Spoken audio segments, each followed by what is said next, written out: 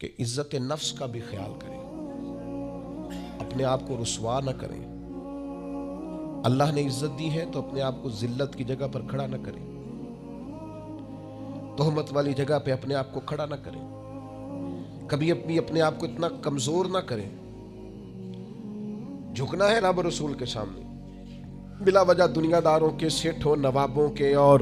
وزیروں مشیروں کے سامنے اپنے آپ کو رسوا نہ کریں، کسی کی گاڑی کے پیچھے بھاگ کے اللہ کی دی ہوئی شان کو کمزور نہ کریں، ذلت کی جگہ پہ اپنے آپ کو کھڑا نہ کریں۔ شریعت اسلامیہ نے مومن کا وقار کیا بیان کیا ہے؟ رب کریم نے فرشتوں سے جب مشورہ کیا تھا نا بندہ بنانے کے لیے، انسان کی تخلیق کے لیے، تو وَإِذْ قَالَ رَبُّكَ لِلْمَلَائِكَةِ إِنِّي جَاعِلٌ فِي الْأَرْضِ خَلِيفَةً، اللہ نے فرشتوں سے فرمایا میں زمین پہ اپنا نائب بنانا چاہتا ہوں۔ اوہو، کبھی آپ اس کو سمجھ جائیں نا کہ یہ عزت کا تاج کیا ہے۔ رب کہتا ہے میں نے تجھے زمین پر اپنا خلیفہ بنایا ہے، تو نائب ہے میرا، اور کتنا تو پروقار ہے اور تو کتنا طاقتور ہے انسان، تیرے اندر کتنی صلاحیتیں ہیں۔ سورہ احزاب میں اللہ کریم فرماتے ہیں رب نے اپنی امانت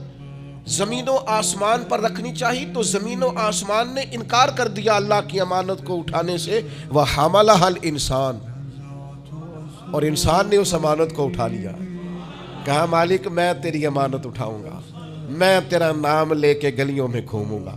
میں تیری توحید کے ڈنکے بجاؤں گا۔ حضرت انسان نے کہا میں تیرے نام کے نعرے لگاؤں گا، میں تیری عبادت کروں گا، میں تیرے لیے نکلوں گا، میں تیرے لیے خیرات کروں گا، میں تیرے رستے میں اپنی صلاحیت۔ وَحَمَلَهَا الْإِنسان،